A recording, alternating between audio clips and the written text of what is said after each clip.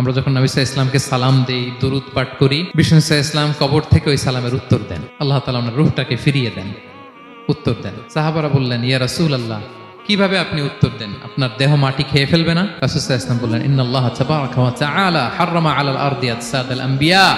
আল্লাহ তাআলা নবীদের দেহকে নষ্ট করা মাটির জন্য হারাম করে দিয়েছেন। কোনো মাটি কোনো নবীর দেহকে টাচ করতে পারে না, নষ্ট করতে পারে না। নবীরা কবরে জীবিত, সেখানে সালাত আদায় করে, তাদেরকে স্পেশাল রিজিক দেওয়া হয়। এটাকেই বলা হয় হায়াতুন নবী।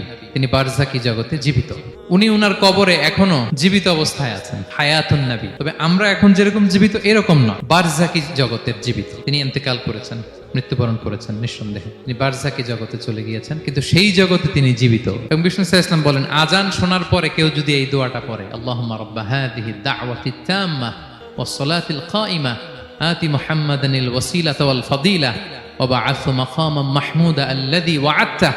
এই দোয়াটা যে পড়ে আজান শোনার পরে, বিষ্ণু সাল্লাল্লাহু আলাইহি ওয়াসাল্লাম বলেন, হাল্লাত লাহু শাফাআতি ইয়াউমাল কিয়ামা। কিয়ামতের দিন তার জন্য সুপারিশ করা আমি নবীর জন্য ওয়াজিব হয়ে যায়। যারা পড়েন না পড়বেন। এবার কিয়ামতে বিষ্ণু সাল্লাল্লাহু আলাইহি ওয়াসাল্লামের কি ফিচার থাকবে একটু কিয়ামতেরটা শুনে শেষ করি। বিষ্ণু সাল্লাল্লাহু আলাইহি ওয়াসাল্লাম বলেন, আনা আউয়ালু মান ইয়ানশাক্কু আনহুল কবরু। কিয়ামতের দিন ময়দানে মাহশারে, হাশরের ময়দানে সর্বপ্রথম আমি কবর ফুঁড়ে উপরে উঠে দাঁড়াবো। কে উঠে দাঁড়াবে? বিষ্ণু সাল্লাল্লাহু আলাইহি ওয়াসাল্লাম সর্বপ্রথম কবর ফুঁড়ে উনি উঠে দাঁড়াবেন। এবং হাশরের ময়দানে উনি কোথায় দাঁড়াবেন? ওনার জন্য একটা স্পেশাল জায়গা থাকবে, জায়গাটার নাম হচ্ছে মাকামে